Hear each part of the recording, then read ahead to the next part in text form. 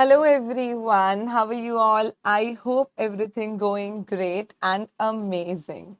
Welcome to the CA final indirect taxes batch shuffle for September 26 onwards examination, where we are going to cover the entire syllabus of indirect taxes in 125 hours in 100% English. Yes. So before we begin with the batch, I'll give you some introduction about myself. I am CA Riddhi Bagmat. I qualified my chartered accountancy examinations in May 2022. After that, I also completed my chartered financial analyst CFA, all three levels. I'm a gold medalist in BCom also with all Gujarat rank 3.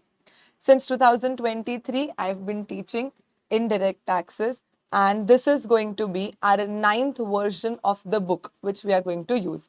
The ninth version. 9.0 of handwritten notes. So we have already taken 8 regular indirect taxes batch, and this is the ninth one. Yes, ma'am. In my CA final examination, I had scored 82 marks in indirect taxes. So always before starting the batch, I give this target to my students that you are not going to aim for exemption.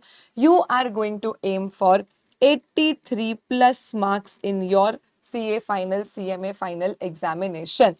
Because of course, I have studied this subject, I got 82 marks, and after that, I have taught 8 regular classes, 8 fast track classes, 8 revisions, same to same in English, same to same in Hindi. So I have taught the subject like more than 80, 90 times. So of course, you have to now get more marks than me.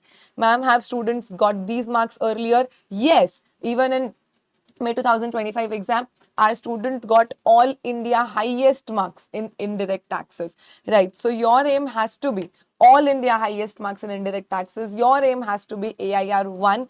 Don't keep your targets low. We are going to work super hard for you to achieve this target. When I'll be on the 10th, 15th, 20th lecture of the batch and I'll ask you how confident you are about IDT, I am sure what you are going to reply is that, ma'am, this 83 plus seems achievable. Every attempt, students have been consistently achieving these marks. Like 70, 75 is the new exemption for us. So that though you have to any which ways get, right? I will make you 80 marks ready in the class itself. You have to make that little extra effort, that little extra push and get this target for me. Right, ma'am. How are we going to take the batch? What all are the details? We'll first discuss that, and after that, we'll get into the core studying part. Right, ma'am. So what we are starting today is the shuffle batch. Shuffle means successful. Successful that we need to see in our results in our mark sheet. Right, ma'am. So shuffle batch approximate duration is 125 hours. It may be 120 also, maybe 130 also. So 5 hours plus minus, not less than that, not more than that. Right, ma'am. This is a regular full course batch, which means, ma'am, if we are unaware about the full form of IDT, you have never heard what is GST. I don't know how you cleared your inter examinations, ma'am, just on the basis of direct tax, let us say. So I don't have any knowledge from inter. I have done my entire articleship in audit taxation. I don't have any GST related knowledge from my articleship experience also. No problem at all. Everything we are going to start fresh. I am not going to assume that you know anything in GST right from the full form of GST, when it was implemented, how it was implemented, the history part till the litigation part, everything from scratch I am going to make you cover in this batch. So you can easily, reliably relax and take the batch. Right, ma'am. This is a regular full course batch. Done. Ma'am, what about the question solving? In our question bank, with Shuffle batch, you get our handwritten notes, you get our question bank. So in our question bank, right from 2018-19, like GST came in 2017, right? So after that, ICI also incorporated it in the syllabus. So right from 2018-19, whatever questions have been asked in examination, your past paper, revision test paper, mock test paper, all the questions are covered in question bank. See, every attempt they don't ask new questions. Every attempt there is some repetition in MTP, RTP, past paper. So we remove those questions and only the new questions testing your new concepts. All those questions are added in our question bank. With every question, there's also a reference given that this question is from past paper May 25, this question is from revision test paper Jan 26. So whatever is the reference of that question, that is also mentioned, so that you'll understand that these types of questions were not asked recently, let us say, and these are the areas which are asked recently. This is what ICI have been testing consistently. So you will get the idea. You seeing the references given in the question bank also. Plus what we have done is we have highlighted the important parts and final answers of the questions. So I'll show you the question bank, let's say.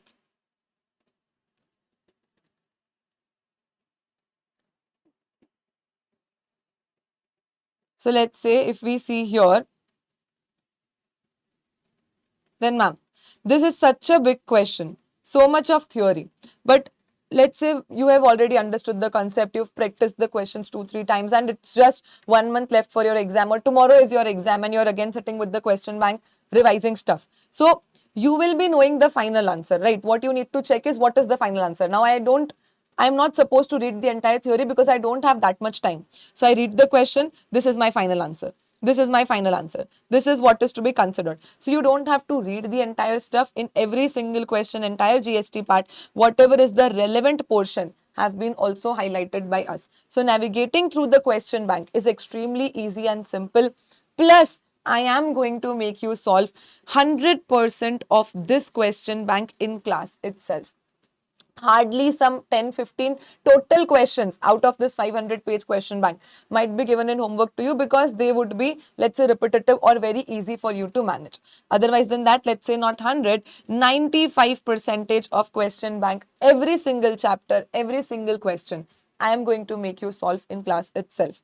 So full conceptual understanding from scratch, and every single question solving right from 2018-19 past papers, RTPs and MTPs till today, whatever have been released by ICI. Every single question I will make you solve. So no compromise in understanding part, no compromise in question solving part. Ma'am, what material we are going to refer? One whole and soul material, your Bhagavad Gita for indirect taxes, which is our handwritten notes. Now, if you have heard about our notes from any of your seniors earlier, you know that by handwritten, we do not mean that we have used the handwritten font. By the term handwritten, I am saying the book is literally handwritten. This is my handwriting. I have written the entire notes on iPad and then get the same PDF printed. So this is going to give you a feel like you yourself are making notes for examination. So this handwritten notes is the only and only material that we are going to use in the regular batch. I use the same material in the fast track power batches. I use the same material in YouTube revisions. I use the same material in exam day marathon 1 day prior to exam also. So this is to the point, comprehensive, not much detailed, not much summary. See, whenever you are referring a material for any subject, you need to keep in mind three things. First, the material has to be in lines with ICAI material. Our handwritten notes are 100% in line with the ICAI material. The same language that you are required to write in your CA final or CMA final examinations, that same language, that same hierarchy, the same chronology has been followed in our books. Second, the material should not be too lengthy that you cannot cover it only 1 day prior to exam, because that is where the whole game is, right? I can study a 1000-page book 2-3 times during this CA final, CMA final preparation journey. But tomorrow is my exam. It is practically impossible for me to revise entire 1000 pages. I need to cover my full syllabus. So there has to be one point that okay, a student cannot read more than this. So our handwritten notes is less than 400 pages. It is some 390 pages, right? Now you might feel, ma'am, 390 pages are also too much to read in a day. No, these 390 pages are handwritten. See, do you understand? When you write with hand, of course, it occupies more space. If I get this entire book typed and printed, it is not even 300 pages, right? Of course, see, on one page, how many lines maximum I can write? Only this much, ma'am. This is what I can write in one page. But if you get it typed, of course, and you are used to reading 300-400 typed pages 1 day prior to exam. So handwritten, very easily, without feeling that stress in your head, you can complete this book. Students have been and will complete this. I know that, right, ma'am? Then ma'am, have you summarized it too much, ma'am? Because this is where we are going to get our initial understanding, right? This is where from we are going to start with scratch with the subject. So is it not too short to study for the first time? No. When we proceed further, and I'll make you solve questions, I'll bring you back to the book, match the language with ICAI, and you will realize that, ma'am, you have not shortened the concept. You have just presented it in a better way, using charts, using some short forms wherever we can, using some tables. So I have just structured the content for you. I have not cancelled, I have not reduced any content for you. This is the exact language that you have to write in examination. It's not that if I have to reduce the content, I have to fit 1000 pages of ICI module in 400 pages. So I'll just cut the content, or I'll make it very short so that you only remember the keywords, but you don't remember the entire sentence. No. When you are studying from this handwritten notes, you are well aware about the exact law language that you have to write in exam. So all the three checkpoints have been satisfied in these handwritten notes. One, ma'am, they are handwritten in lines with ICAI module.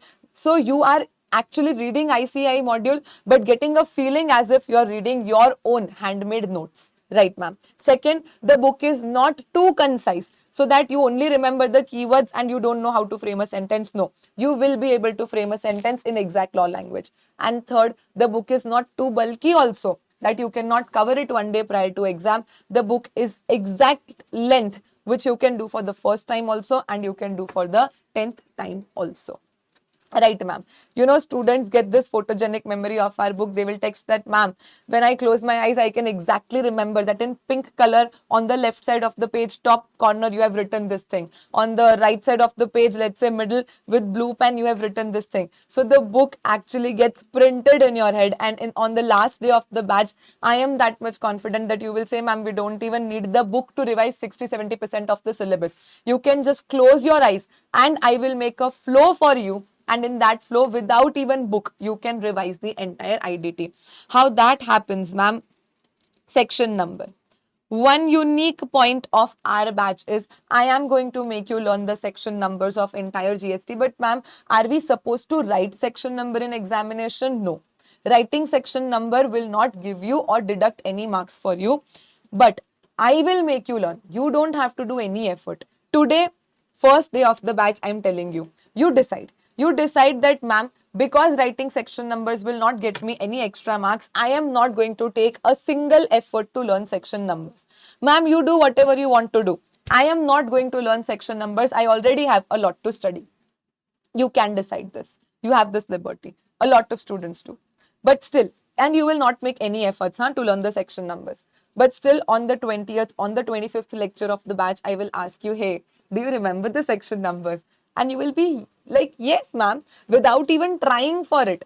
I will make you do so many revisions, so many revisions. It's like someday students are like, ma'am, bus, ma'am, now we genuinely remember this. Enough of revisions. That much of revisions I'm going to make you do in the class. It's not the previous class that we revise in the next class in our shuffle batch.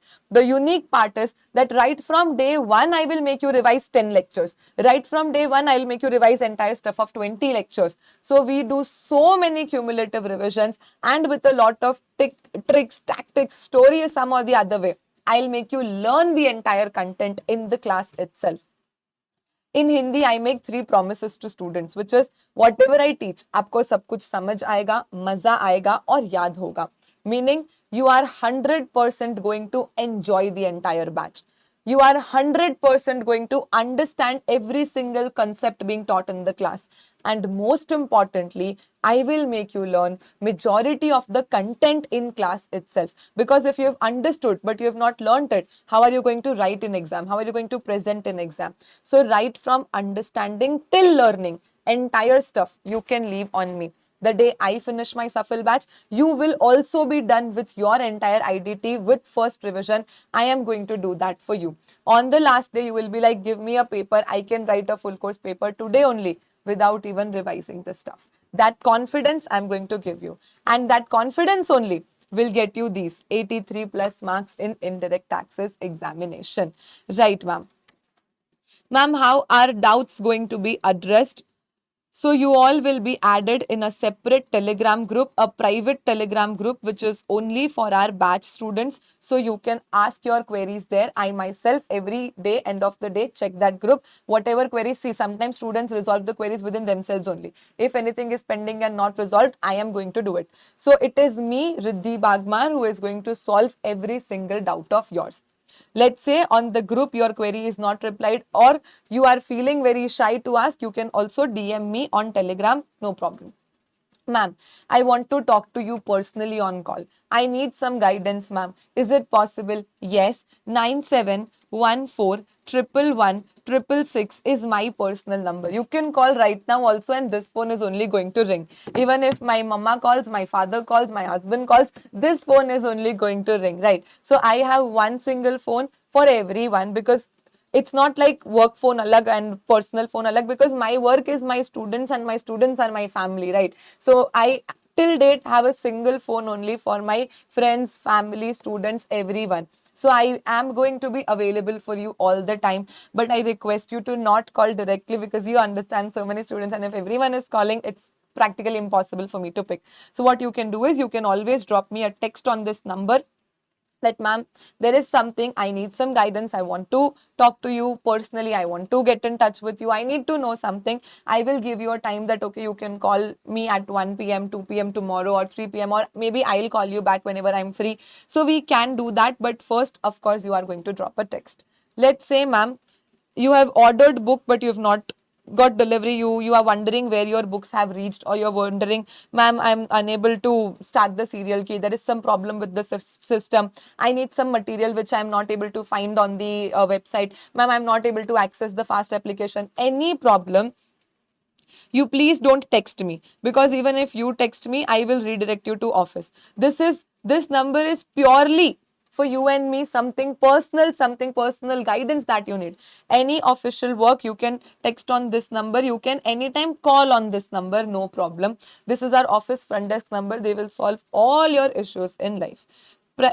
Specifically, any technical related issue, let us say you want to shift your device, you started lectures in one laptop but now that's not working, you want to shift lectures or anything like that which is purely technical, we have a tech number also, which is 922 922 7040 right? So these three numbers, please note down, save.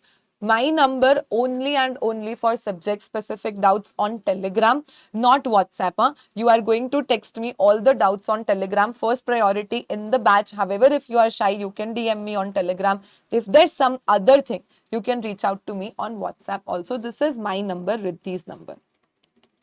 But for any official work, any query with respect to books dispatch or printing, or where is the question bank, or how to access the app, or how to order this on website, anything that you want, these are the office and technical team number. You can anytime text them, call them, whatever you want to do, you can. The team is more than ready and happy to always assist you. Right, ma'am. Very, very, very important point of discussion, which is amendment. Because, ma'am, this is tax, indirect taxes, and we know the law keeps changing. There are amendments. So, is the batch amended?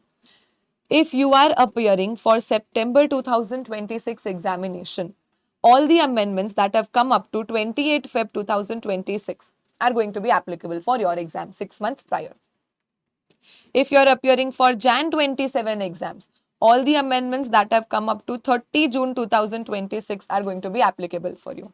If you are appearing for May 27 exams, then all the amendments that have come up to 31st October 2026 are going to be applicable to you.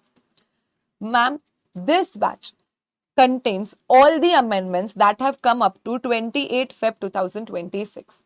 So if you are appearing for September 2026 examination, this batch is 100% amended.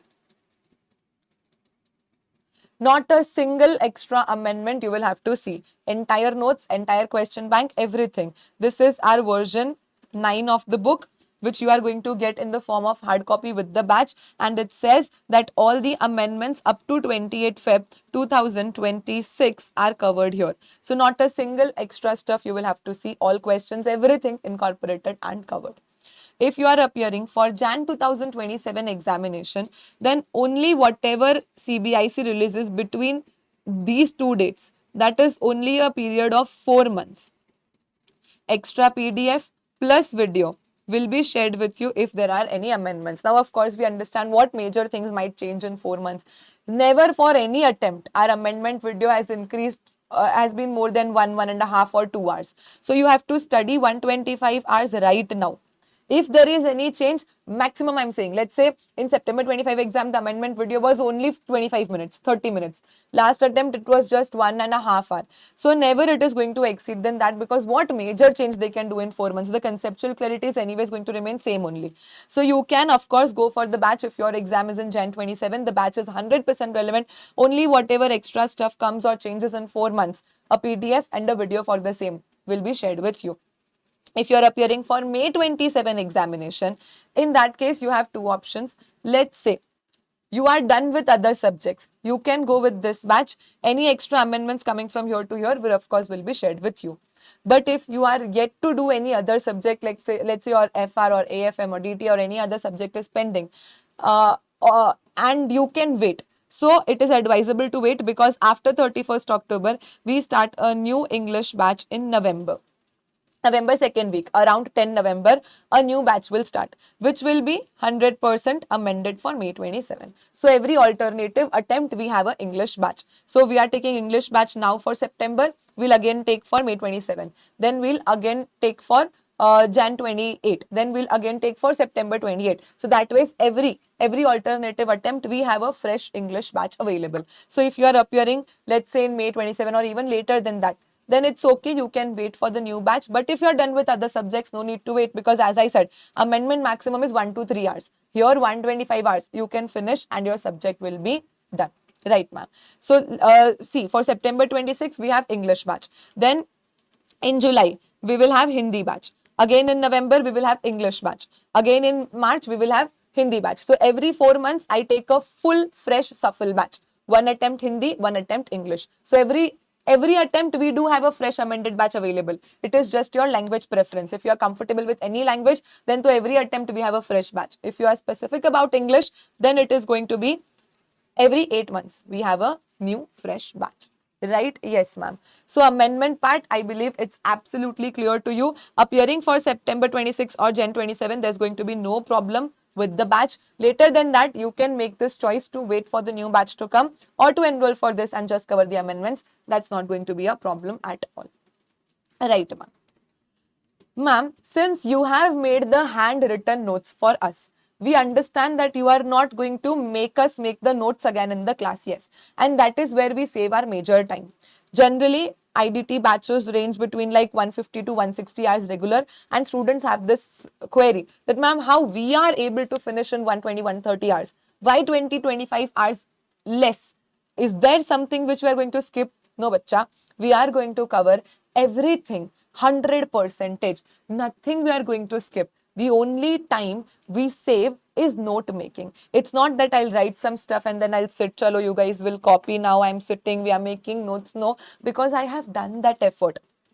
I have given till date. See, when I made the handwritten notes first time, the version 1, I approximately gave 350 to 400 hours writing the entire book. Yes, I'm not exaggerating at all. Reading concepts, understanding, framing, concising it, writing it. Of course, writing requires time, typing is faster.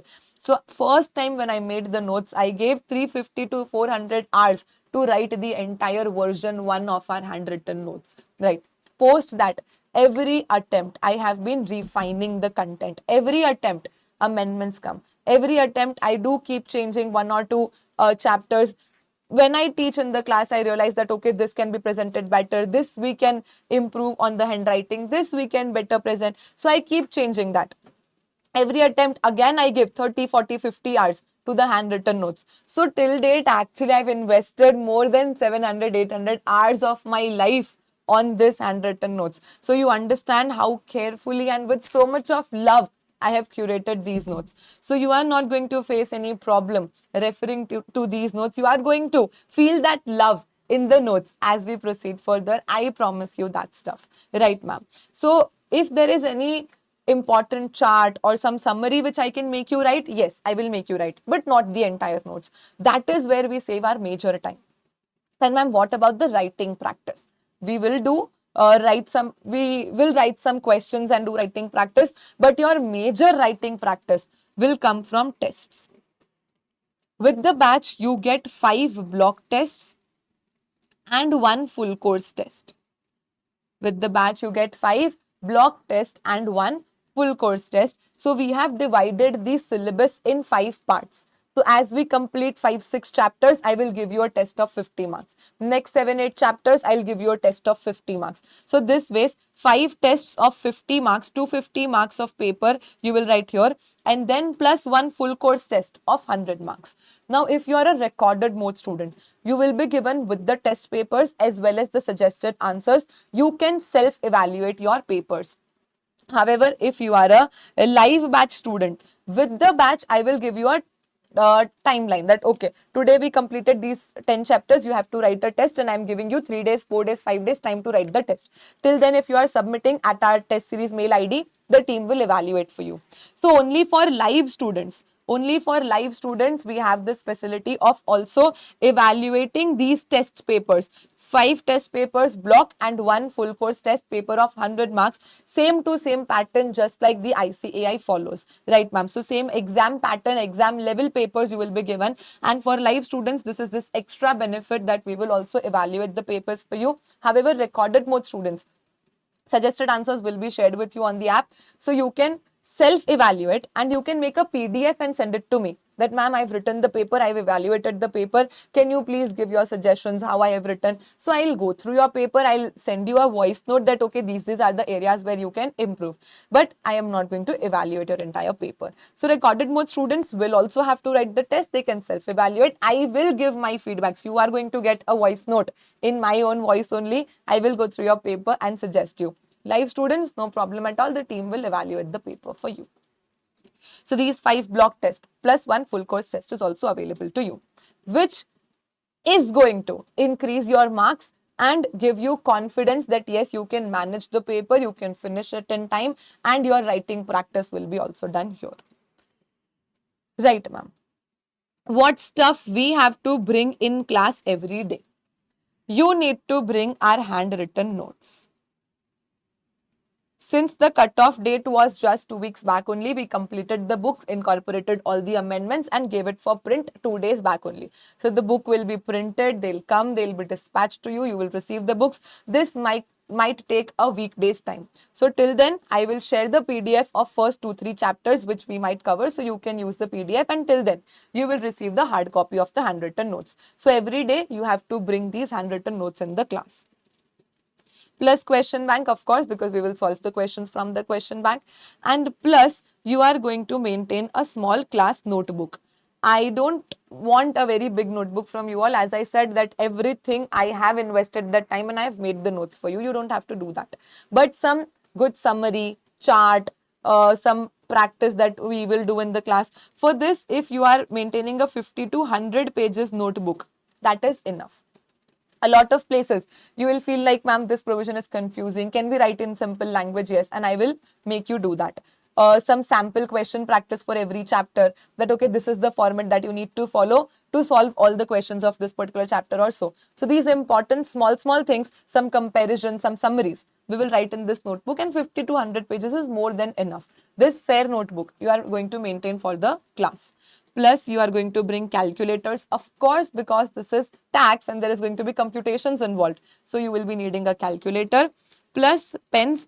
Advisable to bring pens of at least 2-3 colors so that you can mark things differently, you can highlight things differently, and later on it becomes easier for you to go through the stuff.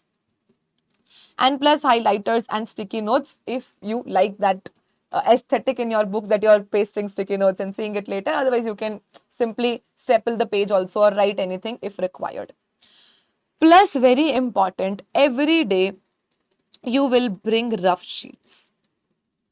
As I told you that I am not going to make you write everything in fair. Doesn't mean we will not do any writing practice only. We write using a technique called as scribble revision. Every time we finish a section, every time we finish a concept, we will scribble the entire thing. And you will be needing rough sheets.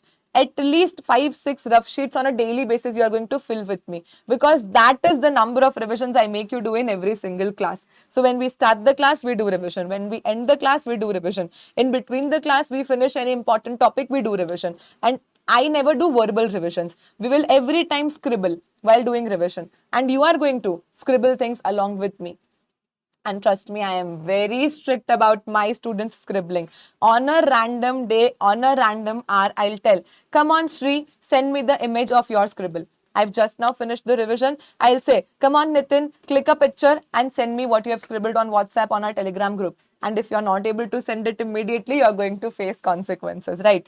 I am very rewarding also. So if if I love your scribble, you have done it very nice, you're sending me, we'll send some gifts to you, I'll send pizzas to you, I'll send GPay amount to you, that yes, you are attentive, you should deserve rewards. But if you are not attending classes properly, you are not writing what I'm telling you to write, you are not attempting tests, you are not scribbling with me, be ready to pay penalties also. I give gifts, I charge penalties also. Now I'll be like, till Nitin G pays me 100, the class is not going to go forward. So you will have to do that. So better you comply with everything. I'm very possessive about my students. You're a live batch student. You are not attending the class for 2, 3 days. I'll even call you. Hello, where are you? I'll tell my team to take out the list of students who are not attending the classes daily. The team is going to call you. If you are not still attending, or let's say you're not still writing tests, I can even call your parents. I have done that in past, and trust me, I've put students in trouble also. I'm like, simply I'm saying, auntie, I'm calling your mother, I'm like, auntie, he's not attending properly, huh? I don't know what happened, he's not writing the test, and then you face the consequences, right? This has happened, this will happen, might happen to you also. So better you promise me today that, ma'am, we want this 83 plus target. We want to attend, we want to gain this all India highest marks. See, and now I'm habituated to this, and I want this. Once a student gets all India highest marks, and then you have this craving that, okay, my other students are also going to get it for me. So I want that. It is possible. I am going to work super hard for that to happen. Not a single lecture you will feel that, ma'am, your efforts were less. More than your expectation, I'm going to deliver. From your side, I want only 2 promises, that you are going to follow what I say. You're not going to go here and there. Trust me completely. Very important. You have to trust me. Whatever I am saying, believe in that. The way I am telling you to study that ways. You just trust me. This one promise. And second, you are going to be very much disciplined. Every day attending the class on time. If you are missing the class, on the same day you finish it from the backup. Live students are getting full backup. Recorded students anyways have extra views if you want to see anything later on. So you are going to be with me, complete the syllabus with me, no backlogs. So very sincerely, you are attending the classes. Sincerely, if I'm giving you some homework to scribble, to do some 2, 3 questions, you will do that. Majorly everything I'm going to make you do in the class itself. Revision we will do in class. Question solving we'll do in class. Doubt solving we'll do in class. Understanding the concept, remembering the concept, everything we will do in class. Some small homeworks I keep giving just for engagement activities, and you will do them very sincerely.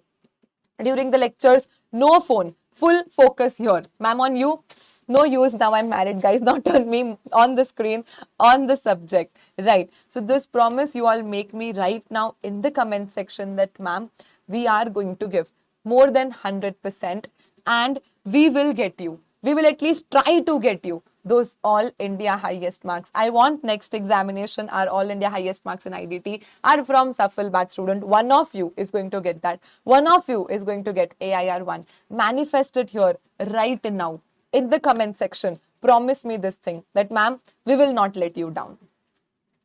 I promise you, I will not let you down. Full efforts required, I'll do. And you promise the same thing to me. Right. Yes, ma'am. What extra benefits you get? You get access to the FAST app with the batch. In the FAST app, you have the entire handwritten notes in soft copy format also. So let's say you are traveling, you don't have your book right now, and you suddenly feel the urge to revise registration chapter, to revise input tax credit chapter. No problem. You can simply open the FAST app on your mobile phone. The entire ebook is available. You can read any chapter from that book. So you can revise anytime on the go. You have entire access to read handwritten notes, and plus you have video pods for you. So let's say I am going to make you solve all the questions in the class, but later on you're forgetting something and you are today sitting and doing self revision and you're stuck with the question. Now whom to ask, how was this question solved, what happened ma'am, I'm forgetting. On the Fast app, we have audio video pods for the questions. So you can simply go to that particular chapter, that particular question number, and listen to the audio pod. Or for some questions, we have video pods. So see that video pod, how that particular question was solved. And in just 5-6 minutes of that audio video pod, your entire doubt will be solved. So it's not that till the batch I am with you. After the batch, I am there with you in the form of audio video pods, in the form of revision lectures on YouTube, in the form of audio summaries that I'm going to share with you. So till the date of your exam, even after your exam, still your results, I'm going to be there with you all the time. Right, ma'am. One last query before starting the core content. Ma'am, is the batch relevant for CMA finals also? Yes, 100%. 100% the batch is relevant for CMA final. Your paper pattern is slightly different and you have some differences in 2-3 chapters that will be informed to you. So what extra you need to do, what you don't have to do from this content, everything will be informed to you. CMA students also have been getting ranks, very amazing marks in IDT exemption, very common for our Safal batch students to get in CMA final exams. So you can completely trust on me for that part. Whether you are a CA final student or a CMA final student, other than this batch, other than the books that I'm providing to you, you don't have to see any other thing. You don't have to touch your ICI modules, you don't have to touch your ICMI modules. Everything is covered in our handwritten notes. Right, ma'am? Done. So this was about me, about the batch, how we are going to proceed. Every day we will have a class at 7:45 a.m. Approximately 2 hours 45 minutes class we will have. Some days it might be 2.5 hours. Some days it might go to 3 hours also. If let's say it goes to 3 hours, I'll inform you one day prior only that okay, we'll start the batch early today, 7:15, 7:30, so that you are free by your office time. So no problem in that. 15 minutes early we can start. Some days if we'll have a small class, 15 minutes late also we can start so that you can enjoy your sleep. Everything will be informed to you in our batch specific Telegram group. So please make sure you are joining our batch specific Telegram group. You would have got the link in your mail with the lecture access. So you join the batch specific Telegram group where every day I will inform everything, some notes required to be shared with you, some audios if I have to share with you regarding test evaluation, everything. Every communication will be done in our batch specific Telegram group only. Normally 7:45 a.m. we will be having classes on a daily basis, and in approximately 2 months or so we'll finish the entire batch also. Right, ma'am. What subject we are going to study? We are going to study indirect tax. IDT is the subject. Now, for your syllabus, in indirect tax, we have to study GST, we have to study customs, and we have to study foreign trade policy. Now, for CA final, the weightage is you get 80 marks of GST and you get 20 marks of customs plus foreign trade policy. But for CMA final students, the weightage is 70-30. 70 GST and 30 customs plus FTP. Doesn't matter, we still understand that the major weightage in examination is the GST content. Customs not entire applicable to your syllabus. In customs, they have included some bits and parts, some relevant sections only, which you have to study. So not the entire Customs Act, but only the relevant part of customs which is in our syllabus we are going to cover. But GST, right from supply till litigation, offences, penalties, appeals, everything is there in your syllabus. Entire GST law we are going to study. Right, ma'am. For your paper pattern, we have 30 marks of MCQs and we have 70 marks of descriptive. 30 marks MCQs and 70 marks descriptive. Right, ma'am. For CA final students, you get case studies, right? So it is not the single MCQ that you have to answer. There will be a big case study. From that case study, they're asking you 4 questions, 5 questions in a block. CMA students, you get single MCQs. So there are 15 MCQs, 2 marks each that you have to attempt here. CA final students, case studies you will get. CMA final students, single MCQs will be there. However, the practice and the approach is going to remain same only. Ma'am, are we going to do something for MCQs? Yes. As I said, you trust on me, you leave everything on me, practice everything, the way to solve, we will do in class. 70 marks descriptive. There is one compulsory question. For CA final students, there is one compulsory question that you have to attempt, and then out of the remaining questions, you can leave one an option and others you have to attempt. CMA, there is no compulsory question. They will give you a flat option that out of these 7 questions, you have to attempt 5. That's all. So any 5 you can attempt, any 2 you can leave. So of course, you have this liberty of leaving some particular topic if you are not comfortable that, okay, I can 100% leave this in option. That is not going to be a problem. CA students cannot do that because we have a compulsory question and you cannot skip that. Everything we are going to cover in class. The paper pattern is little tougher for CA students compared to CMA. But the syllabus, the pattern, the understanding, everything is going to remain same only. Right. Our objective is to at least get 26, 27 marks in MCQ. At least I'm saying. I had scored 29 marks in my IDT final exams. In audit, I had got MCQ 30 out of 30. In law, I had that time law was compulsory. So 27 out of 30. So my marks my total final marks got boosted because of MCQs, because majorly in all chapters I scored more than 25 marks in MCQ. So this brings you very close to passing, right? Because to clear you need 40 marks, and if you're getting 25, 27, 28 marks from MCQ only, it is just 10, 12, 15 marks extra to clear. I'm saying that you need to get from these 70 marks, which becomes very easy. And how do we score in MCQ, ma'am? Only and only conceptual understanding. So I'm very good at getting marks in MCQs, and I will guide you for the same also. You don't have to worry about that. Right, ma'am. So we have GST, customs and foreign trade policy that we have to study. Of course, since the weightage of GST is more, we are going to start our classes with the GST part only. And out of 125 hours, 100 hours is GST only. Some last 25, 30 hours, we are going to do customs. So major part, because major marks are there, major syllabus is there, of course, major time also, we are going to invest to the GST portion only. Once we finish GST, then later we will do customs and foreign trade policy at the end. Right, ma'am. Tell me, is there any doubt, any query, anything you want to ask me, or you're 100% clear about how the batch is going to go? What promises I have made to you? What promises you have made to me? It is all clear. We are ready, set, and good to go, starting with our first concept for the entire syllabus. What is GST? Tell me, are you all with me? Any query you want to ask me? Bolo. Do you understand little bit of Hindi? Anyone? Neil understands little bit of Hindi. Oh, yeah.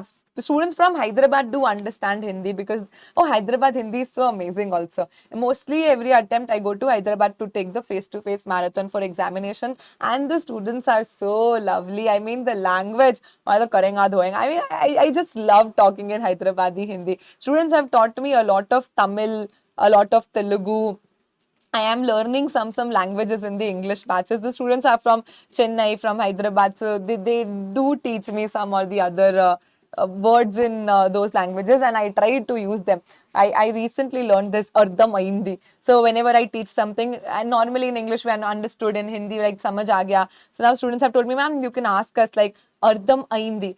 I guess it was Telugu that they taught me, or it was Kannada. I forgot what language I've learned, but I understood. I learned this one thing. Ardham Aindi, you've understood. And then I know ille, I know a lot of other words which you'll listen from me later. So during these English batches, I also try to learn all these South languages. Sometimes out of flow, I start speaking Hindi, and then students have to remember, students have to like make me recall, ma'am, this is English batch, we don't understand Hindi. Sometimes I'll use those Hindi words. I'll also teach you some 10, 15 words of Hindi, Gujarati, Marwadi, Marathi. Oh, I speak these many languages. Yes, I am basically a Rajasthani so my family, my native is Rajasthan. So of course I know Marwadi. I am a Marwadi myself.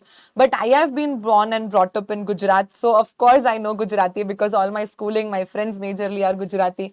So Marwadi we speak at home. Gujarati because I am from Gujarat. But now I am married and I'm married in Maharashtra. So I am learning Marathi. I cannot speak, but now I can understand because I got married recently, only 1.5 years back. So that much Marathi I've learned. Of course, English I know, and other languages I'm learning from my students. So I am going to make you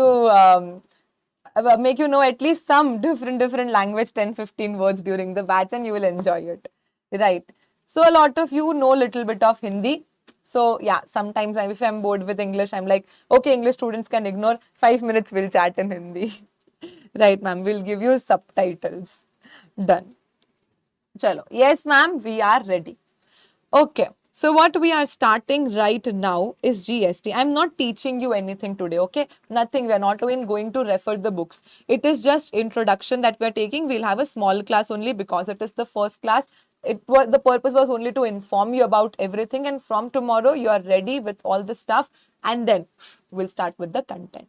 Right, ma'am. So GST, goods and services tax. So, ma'am, we are studying something which is tax. Okay, and I don't like lazy students. If not anything, one thing has to improve during the batch, and that is your typing speed. Yes, your crush, your friends, your girlfriend, your boyfriend, your family has to say, hey, you've become so fast in typing, right? Because I'm going to ask you a lot of questions and you are going to reply me for all. That is very important, non-negotiable. Students who don't reply, I remove them from the class. Yes, oh yes, as I said, I'm very possessive. When you're in the class, you have to be 100% with me. Right, ma'am? So whatever knowledge you have from your 11th 12th economics, your BCom knowledge, intern knowledge, whatever, what is tax? Ma'am, you said you will assume we don't know anything. Yes, I'm assuming you don't know anything, but I assume you know what is tax. If you don't, no problem, because I'm going to teach you that also. I am going to teach you. I'm just testing. Do you know what is tax? Tell me. Ma'am, a payment that we have to give to government. Okay. Financial burden to government. Vasuli done by government. Right.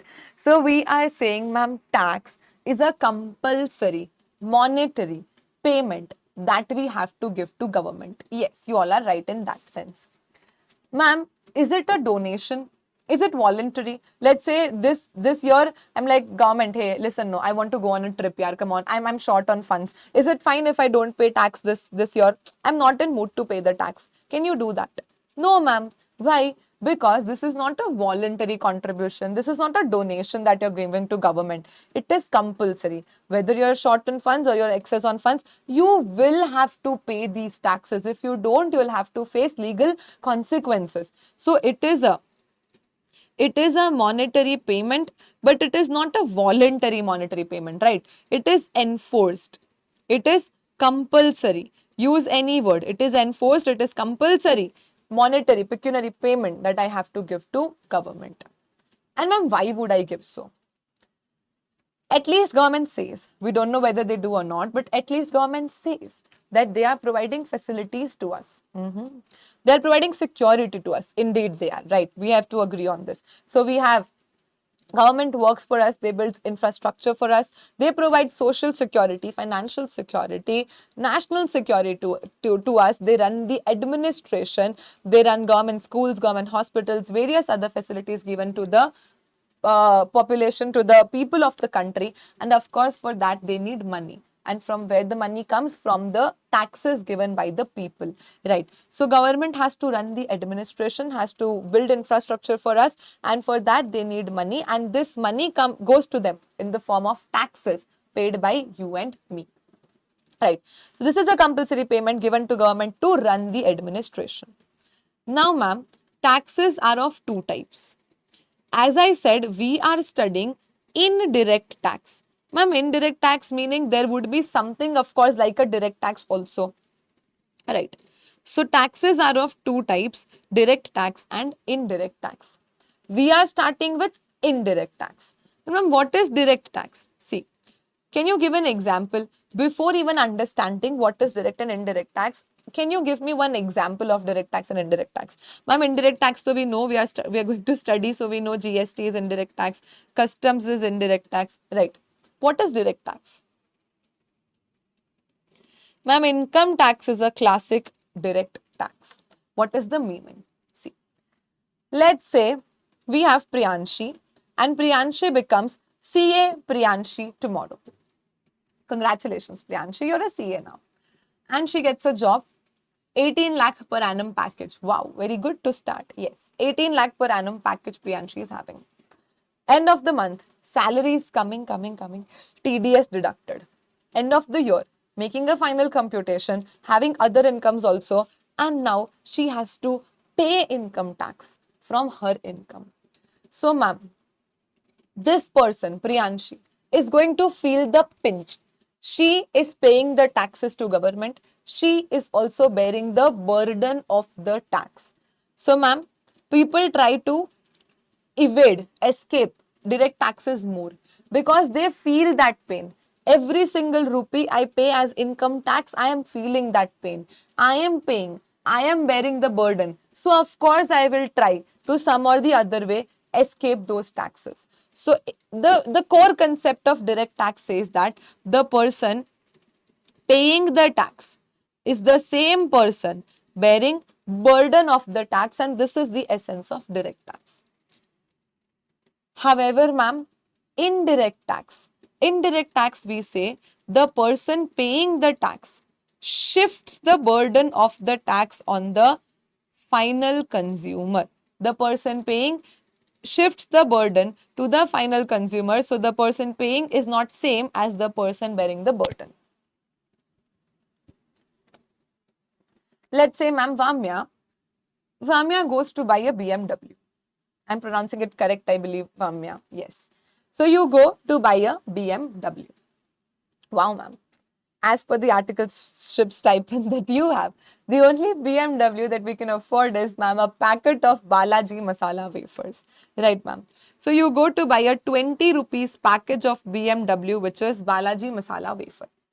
You go, pay 20 rupees to the shopkeeper, get the chips packet and come home. For you, what you have got, a 20 rupees packet of chips. However, actually, ma'am, there was a 5% GST applicable on chips. So, ma'am, on food packets, 5% GST is applicable. So, if I do 20 divided by 105%, what I understand is 19 rupees you have paid for the chips, but 1 rupee you actually gave as GST as tax to your shopkeeper. Your shopkeeper is going to pay 1 rupee to government for GST. But is he paying this 1 rupee out of his own own pocket? No, ma'am. The shopkeeper has collected 20, out of which 19 he will keep in his pocket and 1 he will pay to government. So, ma'am, the person paying the tax is not bearing the burden. The person paying the tax is in turn collecting that tax from the final consumer and then giving to government. So, ma'am, this person who is paying, because he is not paying out of his pocket, why will he be much bothered? He just have to collect and pay. And ma'am, this person who is actually bearing the burden is half of the times even unaware about him being bearing the burden. So for me, I never thought that I got 19 rupees of chips, but I got 1 rupee, I paid 1 rupee of tax. No, ma'am, for me, it was a 20 rupees of chips. That's all. So I borne the burden without even realizing that I have borne the burden, right? So the person bearing the burden is half of the times unaware, and the person paying is anyways collecting from the final consumer. So none of them are that much interested, and therefore tax evasions are less here, we can say. Look around you and tell me 10 things on which you have paid GST. Ma'am, I have a mobile phone. While purchasing, I paid GST. We say, ma'am, the 1.5 lakh rupee phone it is, 1.5 lakh phone rupee it is. Array, but 1.5 lakh is not going to the company entirely. There is GST charged on the phone. Right, ma'am. Let's say your shuffle batch lectures. You feel, ma'am, 8,000 rupees lecture, 8,500 rupees lecture. No, 18% of it goes to government. Minus 18% is what you give to us, right? You never realize this thing. Let us say, ma'am, this water bottle, 5% GST applicable. I will think that, okay, I got the water bottle for 200 rupees. No, it is 200 rupees minus the 5% which went to government. I have a camera right in front of me. I have a light. I have a screen, air conditioner, lights, fan, books, iPad, this pen, everything you see around yourself while purchasing those stuff, you have paid GST. Do you realize you yourself have paid thousands and lakhs of GST to government till date? And we never even realized. But every year, the income tax that we pay, we do remember that amount, that this much income tax we are paying. Because I am paying, I am bearing the burden, I feel that pinch. For GST, I'm just bearing the burden. I'm unaware about the burden because for me, I've got a specs. Ma'am, I got a 1000 rupees specs. Now in that 1000 there was 18% GST. Ma'am, I got a 20,000 rupees watch. In that watch there was 18% GST. So you actually don't even have a total. You can do this activity for next 5 days if you want, and it's very fun to do. Whatever you purchase, okay, any goods, any services that you're taking for next 2 days, 3 days or 5 days, you start marking. You start noting. Let's say you went for a packet of chips, see how much GST is there. You went to a restaurant, you paid the bill, see how much GST is there. You went to purchase a pair of denim, see how much GST is there. You went to purchase a pair of shoes, see how much GST you paid. You went to purchase any household equipments, see how much GST you paid. And you will be so shocked and surprised to know that in a 5 day span, on just some normal goods or services that I'm taking, adding small amounts, you'll realize thousands of rupees of GST you would have paid. And then you'll realize that, oh my God, I pay so much of GST in 1 year. We never feel that because it is indirect tax. This is the beauty of indirect tax. Right, ma'am. So you can do this for next 2-3 days and then text me that, ma'am, for the past 3 days, I paid this amount of GST. I have got students who like calculate and then they're like, shit, ma'am, I paid 10,000 GST in last 3 days. I paid 14,700 GST in last 3 days. Because you don't realize one expensive thing you buy, let's say you buy something worth 80,000, 90,000, 1 lakh, 2 lakh, and you'll realize, oh my God, 18,000, 20,000 is the GST figure in that. Right, ma'am. So you can do this. It's very fun and interesting to do. So, ma'am, coming back to what is direct tax and what is indirect tax. Ma'am, direct tax, the person paying the tax only bears the burden. So, the person paying and the person bearing burden is same. However, in indirect tax, the person paying and the person bearing burden are not same. So the person paying is going to collect these taxes from the final consumer and then pay to government. I purchase any stuff, I give the GST amount to my supplier. My supplier then files the return and gives this GST amount to the government. Right, ma'am. Examples we saw for direct tax, income tax, for indirect tax, GST, customs also we are going to study. Ma'am, one more differentiating factor between direct and indirect taxes. Direct taxes are progressive in nature and indirect taxes are regressive in nature. Can you tell me the meaning? Oh, English classes free with GST, general knowledge classes free with GST, moral science knowledge free with GST. So you'll realize as and when the batch proceeds, it's not just GST that you're getting, there's a lot of other stuff that also you're getting. As of now, English classes free with GST. So tell me, what is the difference between progressive and regressive here? In the comment section, when I'm asking, I want you all to give answers.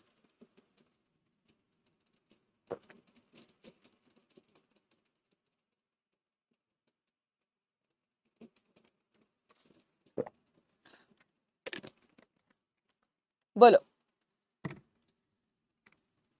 Ma'am, progressive means, very good, higher the income, higher the taxes. So we are saying, as my ability, my capacity to pay increases, government charges more tax from me. Let us say, ma'am, we have Venkat. Ma'am, Venkat is a full-time student right now. Full-time student. He is not having any source of income. And now, let's say he did some small business, he got some opportunity, he charged some amount from someone, and he is having an income of 1 lakh rupee. Entire financial year, total income 1 lakh rupees Venkat has. Versus, ma'am, we have Mr. Mukesh, not any normal Mukesh, I'm talking about Mukesh Ambani, who already has thousands and lakhs of crores of income. Yes, ma'am. Plus extra to his existing thousands crores of income plus extra 1 lakh rupees he is earning. Now you tell me the income tax applicable on this 1 lakh rupee for Venkat and the income tax applicable for this 1 lakh rupee on Mr. Mukesh Ambani is going to be same or different? Ma'am, of course different, because Venkat is falling in the basic exemption limit. He might not be required to pay any tax also on this 1 lakh rupees, because of up to 2.5 lakh, then up to 5 lakh, then they increased it further. So up to a threshold limit, we are not even required to pay any taxes. So for 1 lakh rupees of income for entire financial year, Venkat might be filing a nil return and not paying any particular tax. Right, ma'am. But Mr. Mukesh Ambani already has an existing income of hundreds and thousands of crores of rupees in the highest tax slab. Plus, he is getting this extra new 1 lakh rupees of income. We understand that, ma'am, including surcharge and everything, 40-45% of this might just go in the form of taxes only. So, we are simply saying, as your income increases, as per the slab rates, as your ability increases, as your capacity increases, more tax is going to be charged on you. That is the nature of direct tax. But ma'am, Venkat goes to buy a 20 rupees BMW, Mukesh Ambani goes to buy a 20 rupees Balaji Masala wafer. Both are going to pay the same 1 rupee of GST.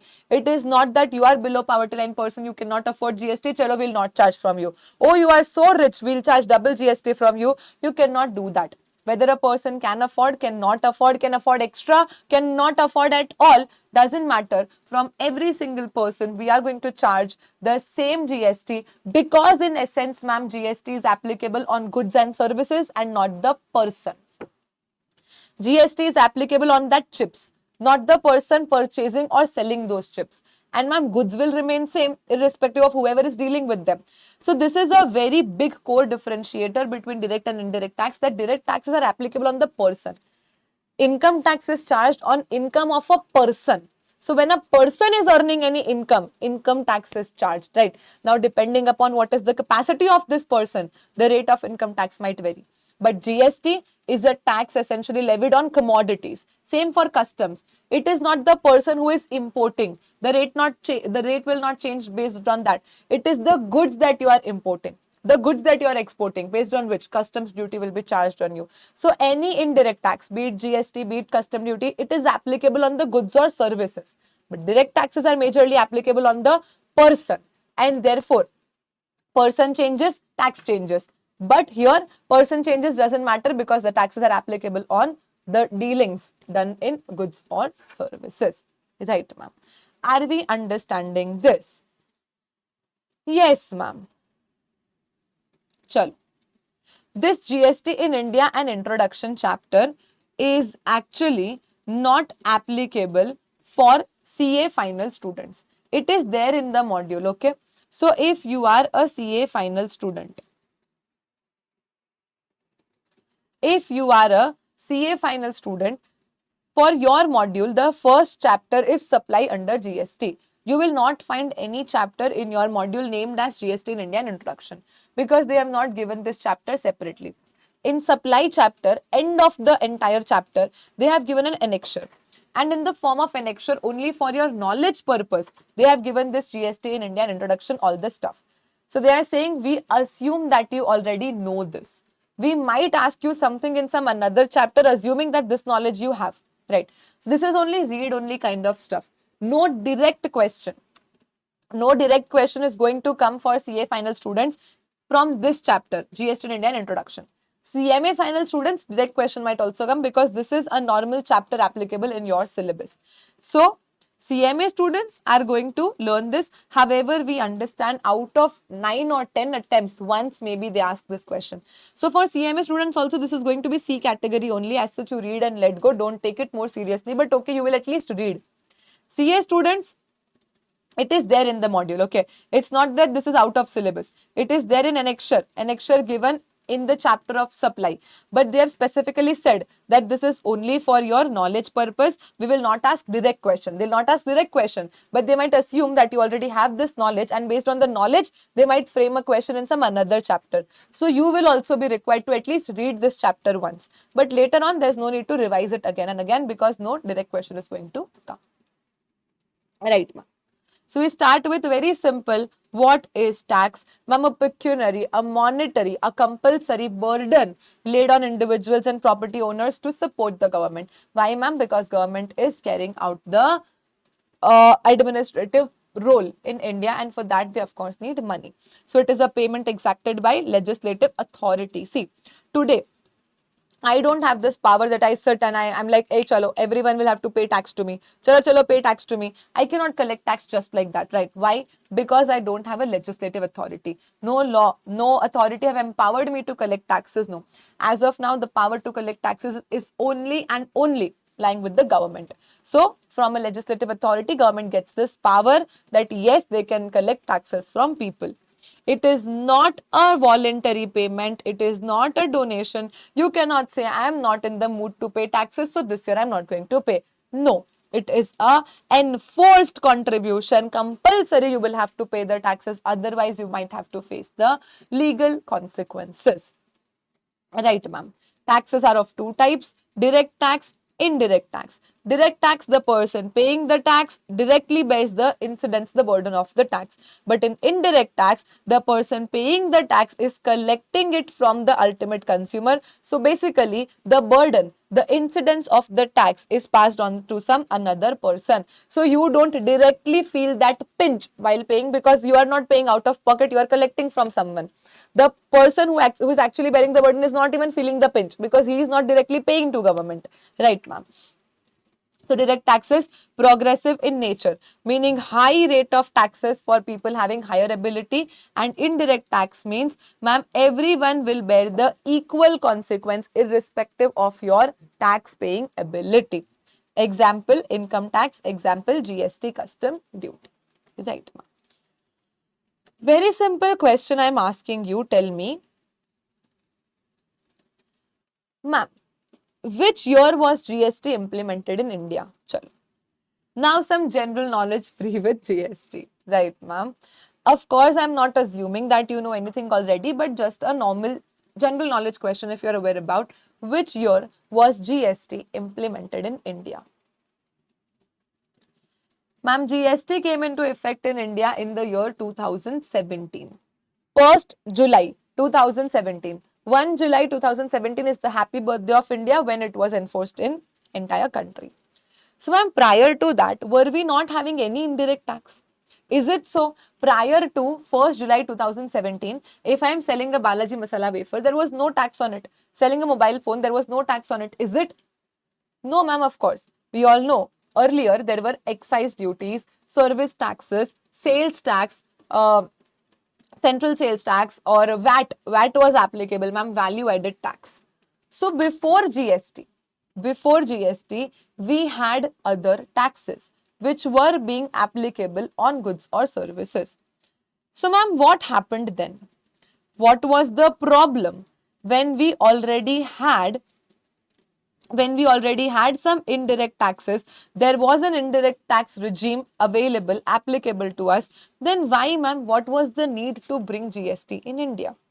Because when you understand a concept from scratch, understanding the history and the need of it, you of course are in a better position to understand the complex concepts later on. So I'll tell you a story. It's a very interesting story. Yeah? So we are going back to 2015, 16, 17, let's say, when I was studying for my CA inter examination, CA foundation basically. I gave my inter examinations in 2019, right? So 2016, 17, I was just in 11th, 12th studying, right, ma'am? So, but I had decided then only that I am going to study CA, right, ma'am? So, but I had a neighbor. His name was Ankit, right? See, now I am married. I am teaching since 2023. So my examples, some of the examples are from there. So you don't have to judge me on anything. This is all for fun and for you to remember stuff later on. Yes, ma'am. So I don't change my example, the same example continues. So I had a neighbor, his name was Ankit. He was a little elder than me, right? And Ankit was a proper rich, spoiled brat, as you call. No, his father extremely rich. He is like roaming everywhere, going to clubs and enjoying partying with friends, wearing all the expensive stuff, never caring about money and all. He was that kind of a person. But he was very good at heart.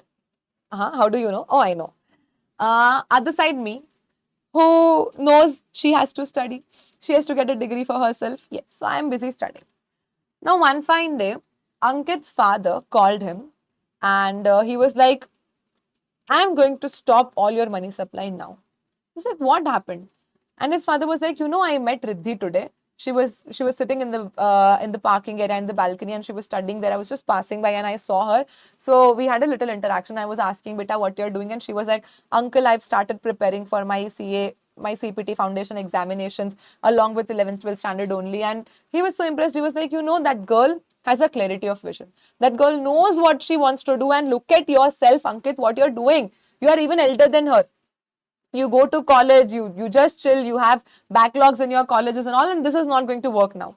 You are my son, come on, you have to run this empire. You have to become smart, you have to become self-dependent. So I am not going to give you any more money further. You have to prove me that you are worthy of all these things. And Ankit felt hurt. He was like, shit, what is this? Now I am going to prove my father that even I am worth it. I can run an industry bigger than him. Yeah. So Ankit was like, you see now, you give me some money as a loan. I'll return everything to you. I'll set up my own factory. I'll work as hard as possible. I'll earn and I'll show it to you. Ankit's father was more than happy. Okay. Ankit decided to set up a factory of bottles because for him bottles are very important. He's seeing bottles everywhere he's going. So he's like, bottle business can never go out of style. So I'm going to manufacture bottles, glass bottles, plastic bottles, all kind of bottles. He saw a land. He finalized some stuff. His father was already having actually an old factory which they were not using anymore. So he thought that, okay, I'll just renovate this and I'll get my business started in this only. Okay. He went to local market to source some stuff. He is going to purchase some machinery, some raw materials, etc. And then suddenly, while purchasing, he's saying, Bill, okay, don't forget we are in 2015, 16, 17 right now. GST not yet implemented, right? So in the bill, when he's purchasing some goods, he is seeing something as VAT. He is unable to purely understand what this is. It VAT, it is VAT, what it is. And then suddenly he remembers that yes, Riddhi is preparing for CA examinations. She might be aware about this, and what better chance to call her. So Ankit called me and I just picked up because as I mentioned, he was elder than me. So I picked up the phone and was like, hi bhaiya. And Ankit said, hey, don't call me bhaiya, please. I was like, okay, say Ankit, what happened? So Ankit was like, how are you? I said, I'm good. You say now what happened? He was like, Arey yaar, I came to market to get some machinery, some raw materials. And in the invoice, I'm seeing that they're charging something known as VAT from me. What is this? Are they fooling me? I said, no. Whenever any goods are being purchased or sold, there's an indirect tax named as value added tax, which is charged. So it's okay. Whenever you will go to purchase any goods, don't worry. The shopkeeper is going to charge this value added tax from you. They have to collect from you and pay it to government. It is an indirect tax. So don't worry, pay and come. Ankit was like, okay, understood. So any goods he will go and purchase, he understood that a value added tax will be charged from him. Now, he was not able to get all the stuff from Ahmedabad, Gujarat. Yes, I'm from Ahmedabad, Gujarat. Yes. So, he is not able to get everything in Ahmedabad. He decided to go to Mumbai to do some further shopping. He went to Mumbai. He was prepared that whatever he purchases, the shopkeeper will be charging VAT from him. But here what happened? He purchased some machinery, he purchased some raw material, and in the bill, he is seeing something as CST, Central Sales Tax. What is the CST? Again, he got a chance to call me. So he was like, hi Riddhi, how are you? I said, hi bhaiya. Arey, don't call me bhaiya. I said, okay, sorry, tell now. Say Ankit, what happened? I'm not interested at all. I have to study. Yes. So I was like, okay, what happened now? He said, Arey yaar, I am in Mumbai and I purchased some goods. You told me that VAT will be charged, but here in the bill they are charging something known as CST. What is this?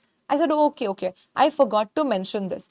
Whenever you will be dealing with intrastate sales purchases, intrastate, their value added tax is charged. But now because you are in Maharashtra, so supplier is in Maharashtra, recipient you are from Gujarat, so they are going to charge for interstate and interstate goods supply.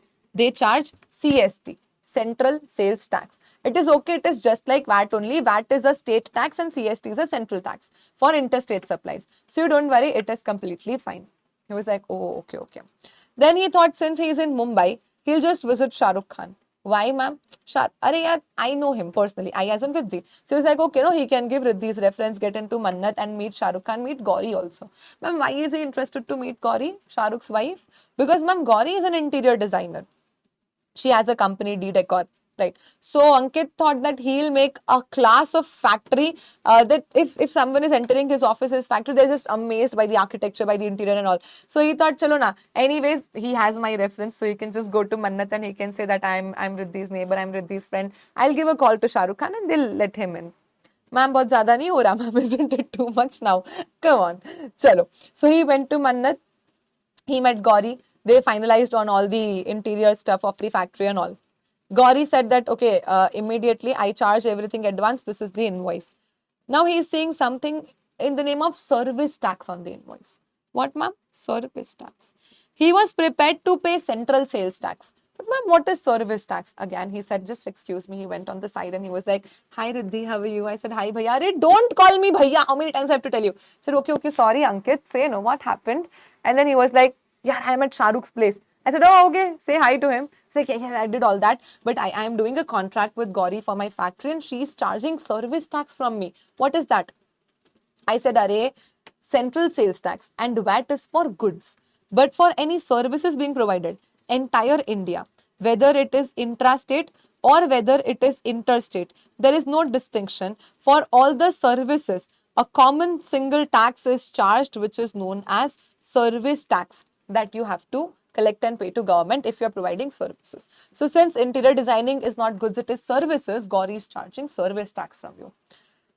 Already at this point, he's frustrated that so many taxes, so many compliances, intrastate goods, VAT, interstate goods, CST, then service tax for services. He was like, chalo, he did import, export something. He paid custom duty also. So many taxes already. Local taxes, octroys, some surcharges, local levies, entertainment taxes, municipal taxes, etc. But crossing all this, eventually, he did set up his factory. He was just about to start the business. He was so excited and he called me, hi Riddhi, I'm starting it from tomorrow. Now I will be collecting VAT and CST from people and paying to government. I said, yes, but also one more thing, because you're into manufacturing.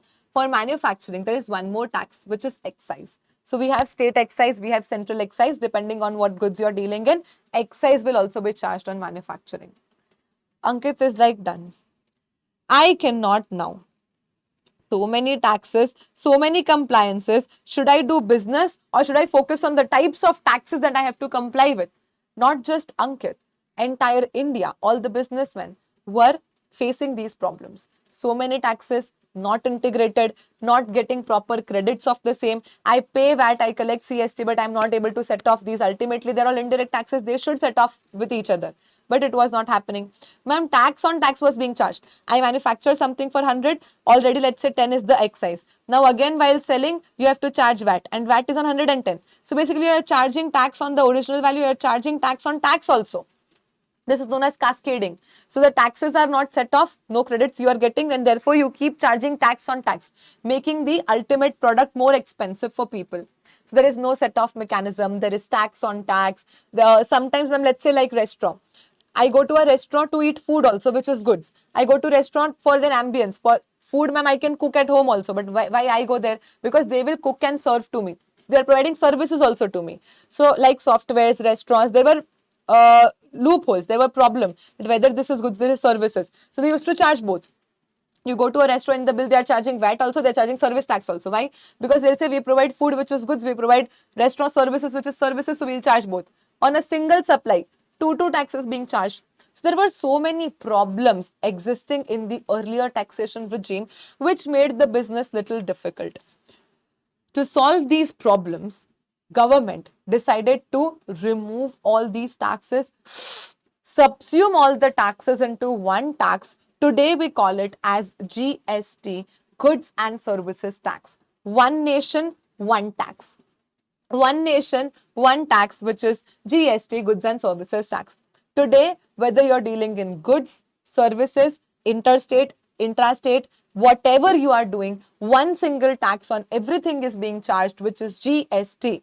You get free credits of GST. You pay GST, you collect it from ultimate customer, you can use the credit of whatever you have paid. The backbone of GST, the core concept of GST lies in the credit chain. Next lecture, I'm going to explain to you how this credit chain entire works. So let's say, ma'am, I'll just give you an overview right now. Mr. A is selling something to Mr. B for 100. Assume, see, 10% rate is practically not there. For simplicity, we are taking 10. 10% GST is applicable. So B will pay 110 to A. A will keep 100 in his pocket and pay 10 to government. Now B is adding profits and selling the same item for 250 to Mr. C. Again on 250, 10% GST. So this comes as 275 charged from C. So B will collect 275. But 250 will keep in pocket. While paying 25, B will say, oh, I have already paid 10 as GST to A. And A has paid this 10 to government also. So why to pay entire 25? Now B will keep 10 with itself only and just pay 15 more to government. So government eventually got 10 earlier and 15 now. Total 25 as GST, which is the final consumer, which is the final GST paid by consumer. And B, because B is not the final consumer. B purchased from A, B sold to C. So while purchasing, B paid 10 to A. After that, when he sold to C, he collected 25, kept 10 with himself only because he has already paid 10. So that 10 that he paid out of his pocket now reimbursed, and extra 15 he'll pay to government. So government gets the full GST. All the intermediate people gets credit of whatever they are paying to their suppliers, and ultimately all the tax burden is added and passed on to the final consumer. It is the final consumer out of whose pocket the entire GST goes. This was just a quick summary. We are going to take example and discuss the entire credit chain in detail in tomorrow's class. Right, ma'am. So this is the core mechanism. Never on GST is charged. Whatever GST is being paid on the earlier stage, you get the credit of the same when you collect GST from your customers. There is no tax on tax. There is no problem of set off not being happening. Whether it is goods or services, even if the distinction is not clear, single tax, which is GST only, is charged on goods services. No separate taxes on manufacturing, no separate taxes on sales. There is just one comprehensive event, which is supply. You supply and GST will be charged. Now supply will include sale, transfer, barter, exchange, license, rental, lease, disposal, everything. So whether you are selling, whether you are transferring, selling, giving possession, whatever it is, everything is combined in supply only. And whenever supply of goods or services is happening, GST is applicable. So the definitions, the concepts have become so simple, plus compliance. You don't have to file separate returns for separate tax compliances. Just one tax GST, one compliance GST that you're supposed to do. So these were the problems which people were facing. To solve these problems, government brought GST and it was implemented in 2017. Right, ma'am. Now today, GST is a dual tax. Ma'am, what do we mean by the term dual tax? See, we do have central government, we also have state governments. Both have separate roles, both need separate money, right, ma'am? Let's say security is national government's problem, but education is state government's problem. Agriculture is state government's problem, and both of them need money, right? So whatever GST we pay today is a dual GST. So let's say I am paying 40 rupees as GST. 20 will go to central government, 20 will go to state government, my state. Which state, ma'am? The destination state. See, there are two types of tax mechanisms. One is the origin based tax and one is the destination based tax. So the question here is, let's say, ma'am, I am manufacturing something in Maharashtra and now I am selling these goods to Rajasthan. The question here is, ma'am, supplier is in Maharashtra, recipient here is in Rajasthan. The recipient will pay the tax to the supplier and supplier will then pay it to government. The question here is, ma'am, 50% tax will go to central government, but the remaining 50% tax, will it go to Maharashtra government or will it go to Rajasthan government? You tell me. Supplier in Maharashtra collecting taxes, recipient in Rajasthan bearing the burden of the tax, and the tax goes to government. The question here is, the 50% goes to central government, but the remaining 50% will go to which government, which state government? As you mentioned, ma'am, GST is dual GST. So center as well as state both get the GST amount together. The question is, which state? Maharashtra or Rajasthan? Tell me.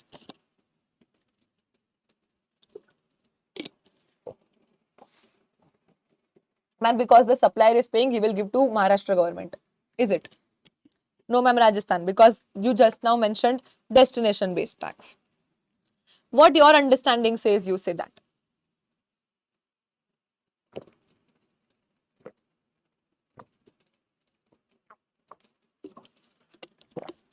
Bolo na. The correct answer here is 50% GST goes to central government, but the remaining 50% GST goes to the Rajasthan government. Why, ma'am? Why? Manufacturing is done in Maharashtra, the supplier is paying tax to government, then why Rajasthan? The burden is being borne by the person of Rajasthan. GST says we are not concerned about the origin of goods services. We want to see the consumption. We want to see the destination of goods services. Why, ma'am? I am a person in Rajasthan. Out of my own pocket, bearing the burden, I am paying GST. And later on, I get to know that this GST is being used by the Maharashtra government to develop Maharashtra. Will I be interested? Will I be happy to give this GST? No, ma'am. But if I pay GST as a consumer and this GST goes to my Rajasthan government, now I know using this money they are building roads in Rajasthan, they are making the infrastructure good, they are building more schools, hospitals in Rajasthan. So at least I will be happy to pay the taxes. It is the consumer who is bearing the burden. So of course the benefit should also go to the consumer side only. No, yes, ma'am. So we are saying wherever there is the destination of goods services, wherever there is the consumption of goods services, that state becomes the state where the revenue of GST is going to accrue. 50% flat goes to center all transactions.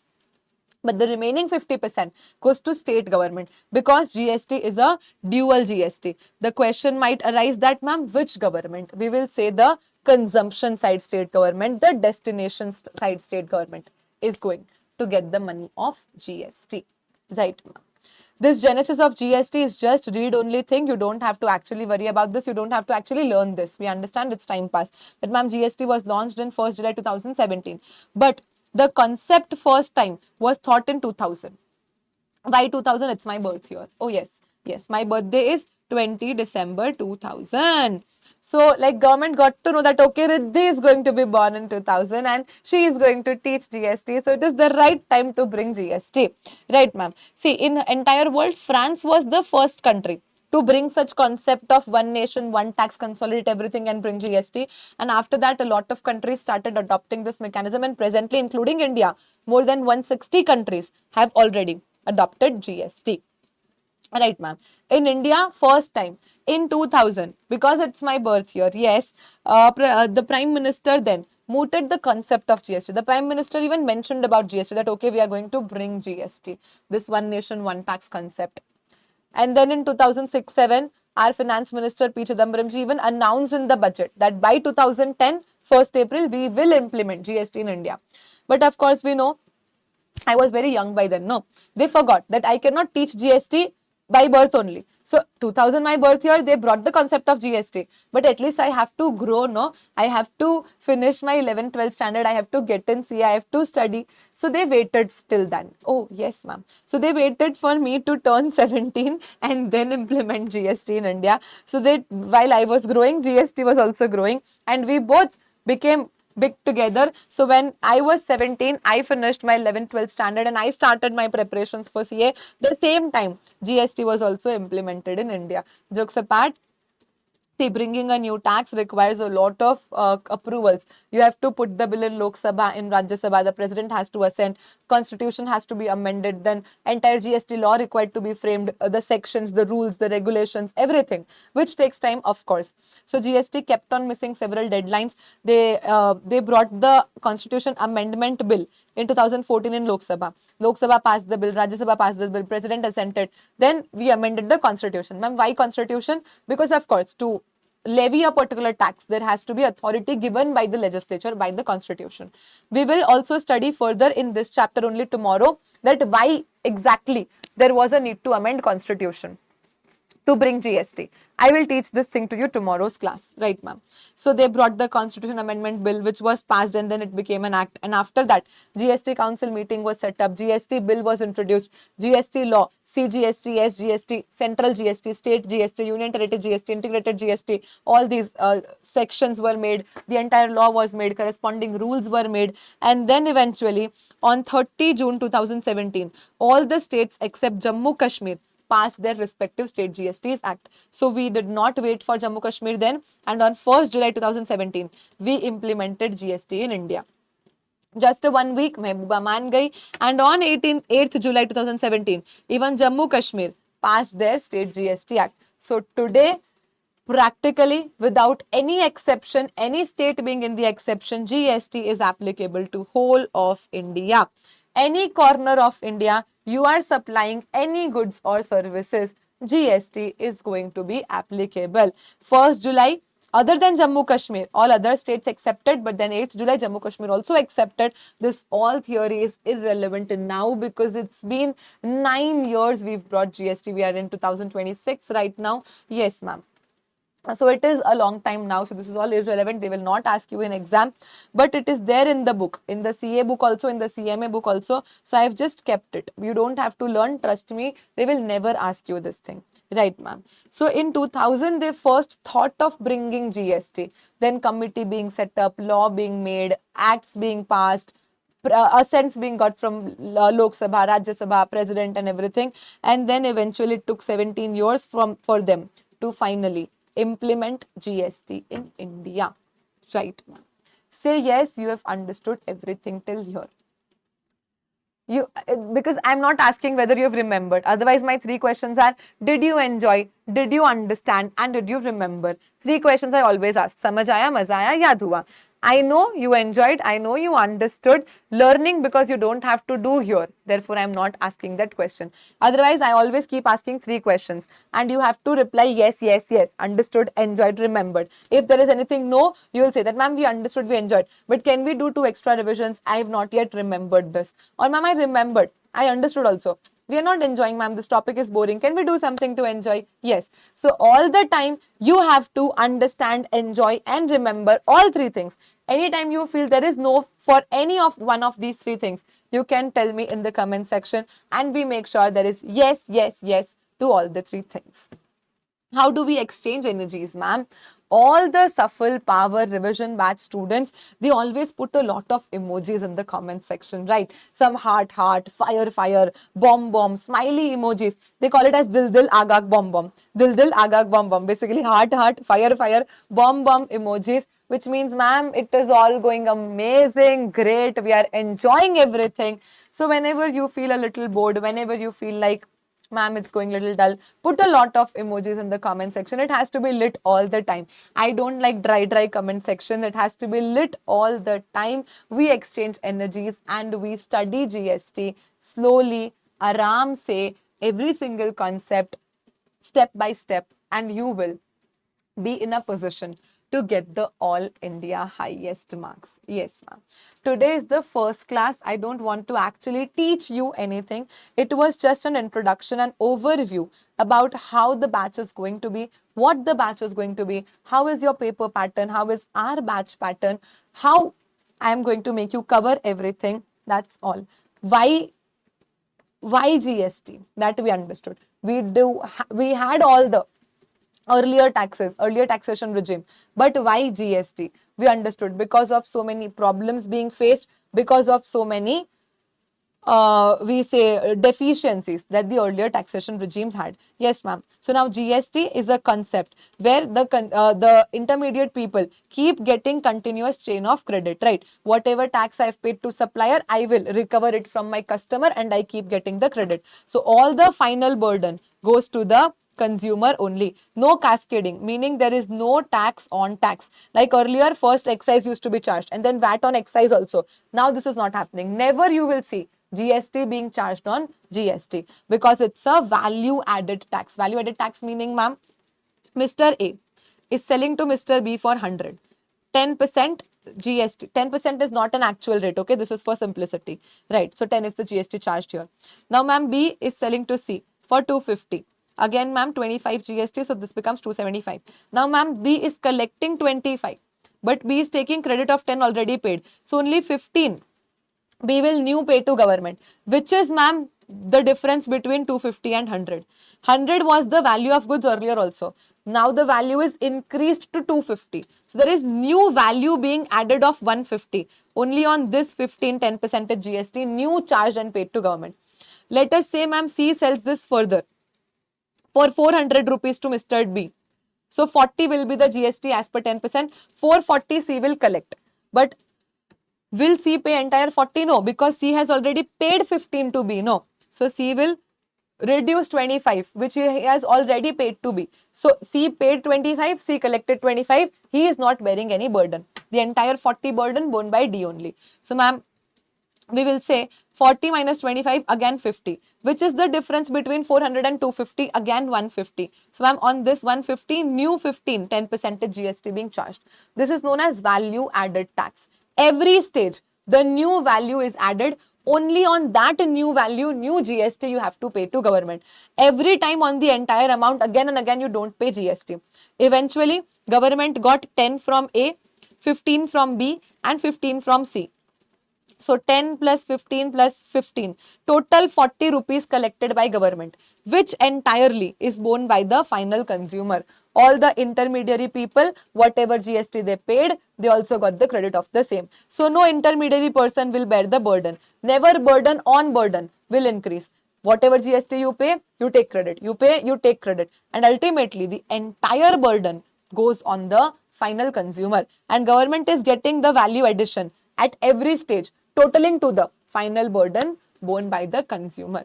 This is the chain of credit I was talking about.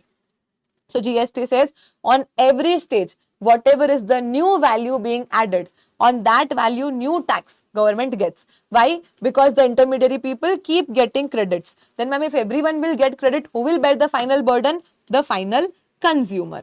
Right, ma'am. And there is never tax on tax being charged. Right, ma'am. Because today is the first class, we will keep till here only. The remaining introduction chapter we will complete tomorrow. Since this is not that relevant for examination, we are not going to do any question answers of the same because this is only a theory. Read once kind of a topic. I hope you guys enjoyed the day one session. You guys are comfortable with my language, my accent, my English, everything. If anytime you feel, see, English is not my first core language. At home, we speak Hindi, Marwadi, all my other lectures are in Hindi. So anytime you feel that, ma'am, your English is little slow, little fast, can we manage on the accent, anything it is, you can always tell to me. Think of me as your friend so that you better enjoy the classes. I never build that teacher-student relationship. Oh, that has to stay. But there is a friendship in this teacher-student relationship that we have. If you will tell me, only then I will get to know that, ma'am, can we do this concept twice? Ma'am, can you speak a little slow for this concept? Ma'am, this seems very easy. You can speak fast and we can finish this. Ma'am, can we get extra questions for this particular topic? You have to speak out and I will do everything that you want. This indirect taxes journey is going to be very, very smooth for you. I can give this confidence to you that you will be most confident out of your all the subjects that you study for your final examinations. You will be most confident for IDT. I will make you exam day ready. You will be confident that I can revise entire syllabus in one day. That confidence I'm going to give you. I will work very hard for that. And you all have also promised me that you are also going to work very hard for that and achieve me that target of 83 plus. Right, ma'am. We will meet tomorrow, same time, 7:45 a.m. on the app. The first 3 lectures I'm also going to provide on YouTube. So the class that we took today on the app, this same class will also go on YouTube for the first 3 days for students to see the demo who are not aware about my teaching style, so that they can see and decide whether to go for the classes or not. Not is not an option. You have to go for the classes. Right, ma'am. So the first 3 lectures are also going to be available on YouTube in case you are missing anything. But after that, the classes will be regularly on app only, 7:45 a.m. In case you try to not miss any live class, but in case you are missing any live class or something, don't worry, you have 100% backup of every single lecture. Whether you're attending or you're not attending, you get the backup of that particular lecture. So you can see anytime later if you want to. But try to be very punctual and consistent. Even the recorded mode students, try to daily see the lectures with me only, as and when they are going in the live. You can also shift to live class if you want for the first 3 days that demos are going on. If you feel like no, live is going to be more interactive for me, I can stay more disciplined, you can even call the tech team and get yourself shifted to the live class. There's no problem, but this all can be done only within the first 2-3 days of the batch. After that, you will have to continue in the mode that you have selected initially while purchasing the batch. Right, ma'am.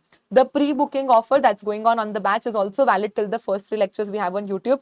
After we finish the 3 lectures, the 1,000 rupees pre-booking discount will also go. Then you will have to take the classes at the full MRP value. So this is the best time to take the classes, enroll for the classes. You can ask any of your seniors, any of your colleagues who have studied from me. The journey is going to be amazing. That confidence I am giving to you. Right, ma'am. I'll see you all tomorrow, same time, same place. Till then, take care and bye-bye, everyone. If there is anything, you can call on the front desk number or you can connect with me also.